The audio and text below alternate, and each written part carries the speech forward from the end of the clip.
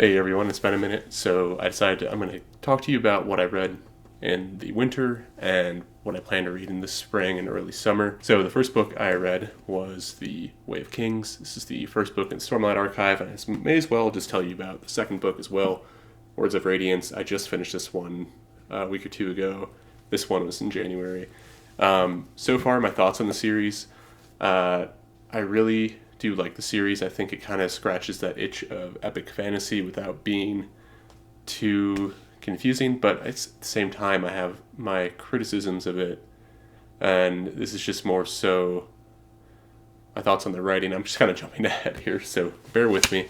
Um, I think my issue with Sanderson has been that his books feel more like science fiction versus fantasy sometimes because of how explained the magic system is, or how many things there are to counteract the magic, and it's kind of being explained to you, and I think it just kind of takes away from the fantastical elements of what makes magic magic, and I think what ultimately makes fantasy fantasy. So I did enjoy the books. These are very much character-driven books. We follow primarily four POVs throughout this series. Sorry, dog I'm watching is barking. So yeah, we follow four POVs. One is sort of this downtrodden former soldier who's been enslaved, and you sort of see him come through and face his, you could essentially just say depression, and sort of his own grief around his, just what's happened to him and what's happened to those around him primarily. That's what's driving his sort of lack of interest in living.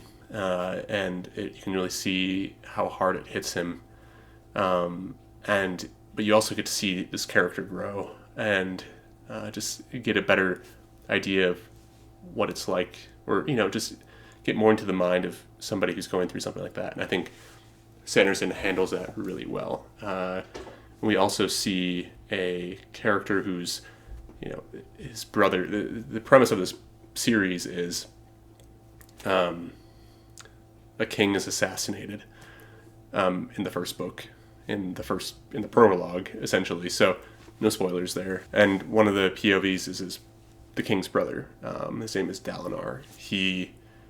The night of the assassination, he was drunk. He's, this famous warrior, and he's drunk and stupid off his ass and all this other stuff. And you see him 5 years later living with that and trying his best to follow what is called the Way of Kings, which is this old book. And you see him progress throughout these two books so far, kind of dealing with the politics and dealing with people who don't want, or they only have, are only interested in themselves and their own power and their own monetary gain. And Dalinar is somebody who's trying to sort of reinstate this Way of Kings, which is focused on honor and, do kind of like a knighthood essentially. And you see him try and reinstate this on this very divided faction who is fighting the Parshendi, which are the ones who assassinated the king.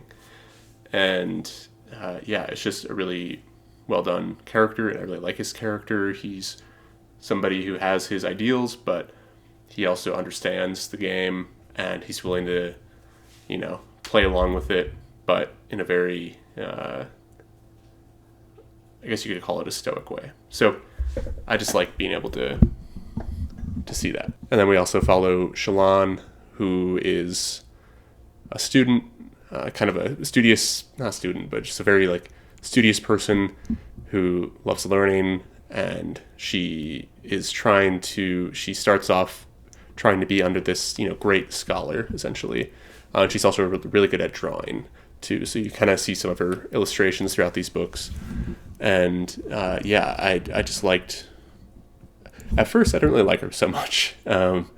She was just a little bit annoying, but in the second book you really get to see more of her backstory and how she came to where she is now, and you just really understand her more and her motivations and what she does. And I think Sanderson did a much better job with her in the second book, because in the first book you just kind of get these like annoying scenes with her, and that's kind of it. And then it's not even like that many chapters of her, so it's just kind of an annoying time, to be honest. But in the second book, you get a lot more time with her. You get a lot more in depth in her history, and I think she just grows a lot. And then finally, we also get Adolin and some other kind of side characters, but Adolin is kind of a bigger one. He's the son of Dalinar, and you just kind of get his perspective on a lot of this, and he's kind of this, 18, 20-year-old bachelor who eventually has to learn, just has to learn and grow up. And so that's kind of a fun POV to follow sometimes too. And he has a younger brother too who has a lot of issues. So I don't want to say issues, I don't know the right word, but just, conditions, and that hampers their own gain sometimes because of how other people perceive it and how other people exploit it. And so you just kind of get an interesting older brother perspective from that as well. So yeah, that's kind of a long-winded way of saying I read the first two books in Stormlight Archive, and I really liked it. For the most part, I think Oathbringer will be better, just based on it's a lot of people's favorites, I think. So I'm looking forward to that. I probably won't read that until later in the summer after I get through some other books I'm going to talk about. And then next up, I read Morning Star, which is the third book in the Red Rising trilogy. I won't talk too much about that because I have a review, but I really liked the trilogy overall. I think how it ended was okay. It wasn't my favorite, but you can check out my full thoughts there.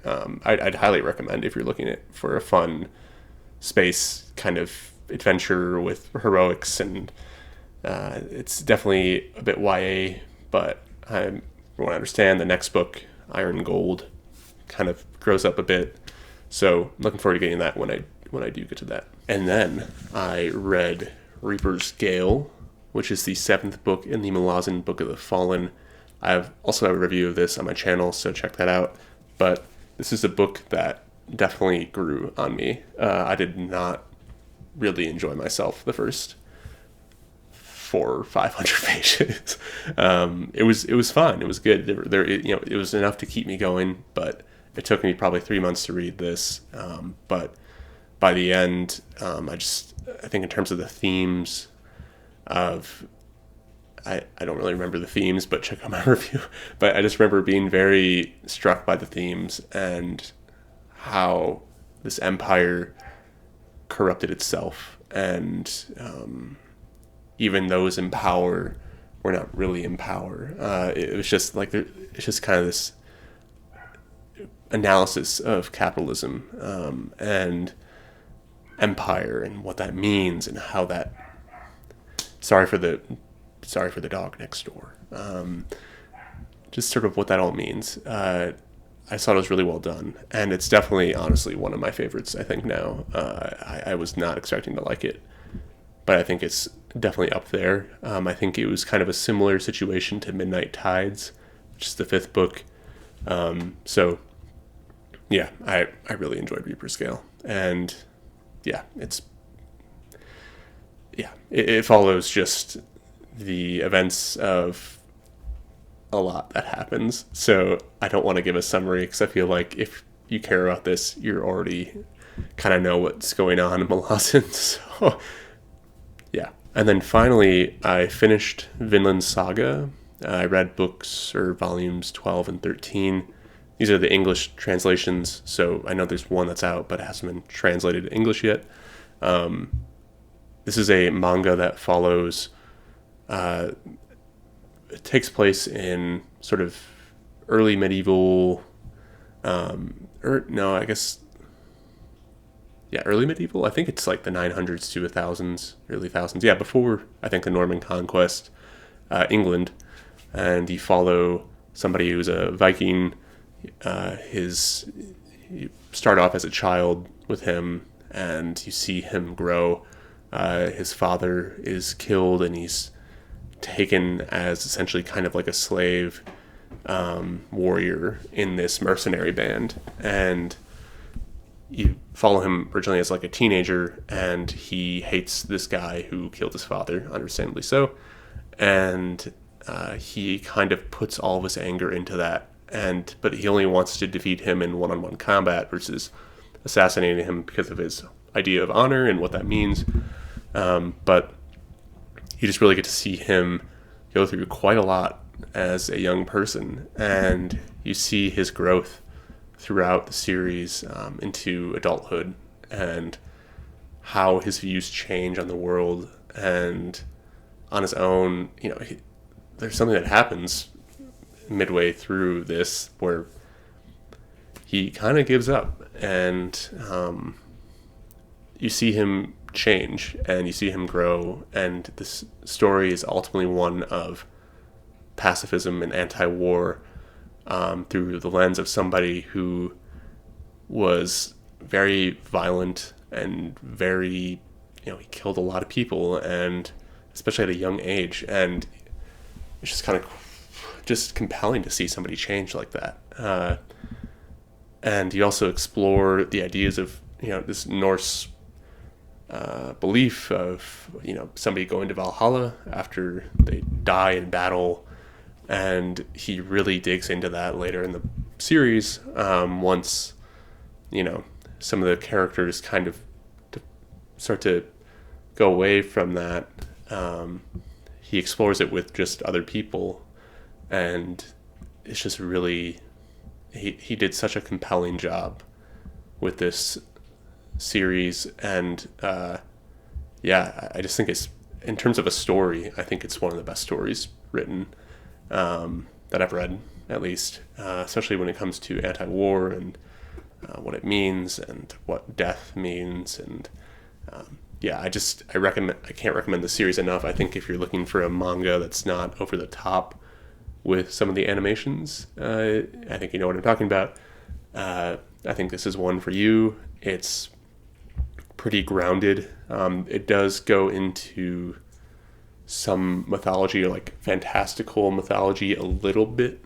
Like some of the characters are, it's like this is big hulking giant guy who's stronger than any human could possibly be, but it just kind of like goes into the storytelling element of it a little bit more versus just being like a straight historical fiction, which I liked. It's just kind of cool to just kind of makes the story more compelling, I think. And I can't recommend this series enough to people. So read Vinland Saga if you're looking for a manga or just looking for a good story. All right, now on to what I'm currently reading. The first book is Dune Messiah. This is the second book in the Dune series. I watched the second Dune movie and I loved it. I know this isn't the second Dune movie, but this compelled me to read this. Only probably 75 pages in. I'm kind of taking it slow. I'm trying to focus more on one book at a time now, so give me that. But I do like it. It's starting to explore more of the beliefs behind Paul Atreides and what it means, and sort of his galactic jihad, the galactic holy war, I guess. And you're starting to see some characters in it who are not really on the side anymore, who were before. It's just kind of a cool, interesting new aspect to it. So we'll see how it goes. I don't really have many expectations around it. I know people have varying opinions on it, so we'll see. But yeah, I'm excited for it. And then next up we have Toll the Hounds. This is not the right copy, but I'm probably 140 pages into it now. This is the right copy. I have 2 copies of this. One's a mass market paperback. I think Toll the Hounds is probably people's least favorite, from what I understand, or Dust of Dreams, Toll the Hounds is very divisive, but I honestly love it so far. It takes place back in Darujhistan, which is, last time we saw it was in the first book, and this is such a cool city. I love the characters in it. It feels so well lived in. There's this kind of chapter, this section right at the end of the third chapter that I'll just kind of read really quick. So it's a bit longer than what I thought originally, but I'm just going to give you this first sort of section, and then after that, it kind of follows all the major POVs, I believe, that we're going to be following throughout the city. But just to start, and so the denizens of Jerusalem grew rapacious, enough to give the city itself a kind of life, headlong indeed, with nary a thought for the future, be that the next moment or a year hence. Gas hissed into blue flame, acrobats and mummers whirled through crowds, 100,000 musical instruments waged war on the plains of song. And if it was said by some scholars that sound itself was undying, that it rode on any currents that struck no fatal shore, neither in space nor through time, then life itself could be measured by its cry. In the times of free blue clarity, and in the times of gathering clouds, in the chorus of pronouncements that sang out, arrivals, worlds lived on, as immortal as a dream. And then it kind of gives that sort of like one little paragraph perspective of each person, and it just really struck me, and I was like, oh, this is why I love this city and this series. Ultimately, it's just like it kind of just brought me back into the world. Book 6 left a sour taste in my mouth. Book 7 kind of got me back into it, but I think this book so far, I've just been loving it. And I'm really excited to keep going with this series and this book ultimately. So that's another book that I'm reading currently. And then finally, I am reading Essex Dogs by Dan Jones. This is a historical fiction that takes place in 1346 during the 100 Years' War. We follow King Edward, rather, sort of in his invasion of France. And we follow the Essex Dogs, which are kind of like a mercenary band, and get a few POVs around it. This book started off a little rough for me. I think his writing, the author is a historian, and he's written a lot about the Crusades and medieval England, I believe, and you can tell that he's trying to be like Joe Abercrombie a bit. So that was a little bit, but it just wasn't well done. About 150 pages into it. So it was a little off-putting at first, but I think you get a little bit more comfortable with the characters and sort of how it's written, how they're written. So yeah, it took a little time to get into, but it's decent so far. It's a little slow, not a lot is happening. They're kind of just going from one city to the next, which I'm sure is a historical representation of what happened and what happens often and what happened often in medieval and ancient warfare. Not a lot of battles going on. It's just going from one place to the next looking for a battle. So you can tell that they're all getting frustrated, which is kind of a neat way of doing it and handling it, because he's, I think, trying to present it accurately. Essex Dogs by Dan Jones. I like the cover a lot, and I think the second book in this series just came out too.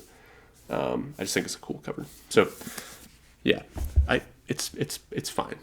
It's fine. And then finally, let's get into what I plan to read over the next few months. Again, I'm trying to focus on one book at a time, and these are some big books, so I won't be reading a ton probably. So yeah. So first up is Vagabond by, I don't know his name, Takahiko Inui. Apologies if I mispronounced that. I've only read the first volume in this so far, but this kind of follows I don't really remember, but it follows a guy who, I think he was like at least a warrior. He kind of gets lost, and then he gets portrayed by his friend essentially in some ways, and he takes up the sword, and I think he becomes a really good swordsman. I think he gets some lessons maybe. Yeah, it looks like he kind of does. some other stuff happens in between, I think. But yeah, I liked the first volume when I read it. So I'm going to continue with this. I have the first three sort of volumes, and we'll see how it goes. Yeah, I just am looking for another manga, and I think that one will be right up my alley, because it kind of takes place in medieval feudal Japan, I believe, and I've been watching Shogun on Hulu, so I thought about reading Shogun, and I will, but I think this will just kind of scratch that itch for now, just because I have a lot of other big books to read. So let's get into those. So once I finish up book 8, Toll the Hounds, inevitably I'm going to read book 9, Dust of Dreams, and then book 10, The Crippled God. So I plan to finish this series by June, I think. I think it's been a little ambitious, but I'm starting to get like really into these books again. So yeah, it's been a almost over 2-year long journey with this series. I don't read them in succession, and I read them kind of slowly, so I'm not too stressed about it. But if you are to ever read this series, I would honestly recommend doing that. Unless if you really want to get into it and just plow through them, by all means. But I do think taking time between each book has kind of let me appreciate what I read and also build up anticipation for the next book. So yeah, I am excited to get to those and not be done with the series, but just experience the ending. I think it's a controversial ending maybe, or people don't really like book 10, or it's, I think like on a scale from F to A or A to F, it's a B. So yeah, we'll see what happens when I get there, but I'm just enjoying the journey, and I can't wait to continue it. It's definitely going to be, yeah, it's tied with Lord of the Rings, I think. It's just very, very good. So that's what I plan to read.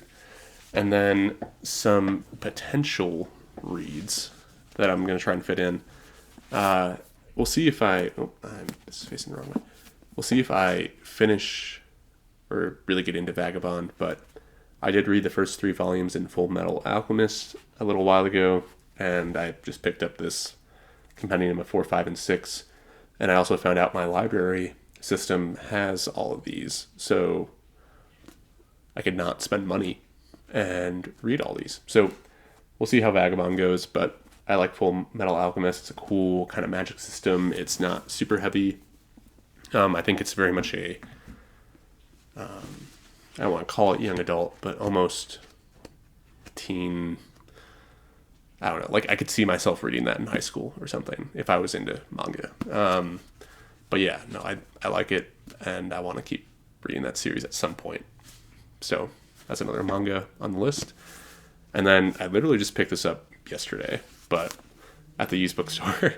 But CJ Cherry is an author I have too many books of, and I have not read any of her works. I just find her works to be really interesting in their premise, and just I think her ideas are kind of cool. So, but they're usually just a bit slower in the build-up, and I think right now I'm just reading too many kind of slow-moving books. So I'm gonna give it some time. But this is one of her more famous works, Down Below Station, which won the Hugo Award, I think back in the 80s or so. Yeah, 81. Okay. This is printed in 81. Wow. So I do want to read her works, and my goal is this year is also to read more female authors, and yeah, this is somebody who's been on my list for a long time, and I feel like I owe it to science fiction and to her to read one of her works finally. There's a few others, I think, once I finish up Dune or Put It Down or something. It's called the Faded Sun Trilogy, and it follows somewhat, kind of a similar situation to the Fremen, but, from their perspective. And so I just kind of want to, that seems really cool, but I want to finish up Dune first and then get into that. So yeah, Down Below Station is one of those books that I will hopefully read in the next few months, but we'll see. Yeah. And then also, speaking of sci-fi, Kingdoms of Death by Christopher Rocchio. This is the fourth book in the Sun Eater series. I really enjoyed book 3. I started book 4.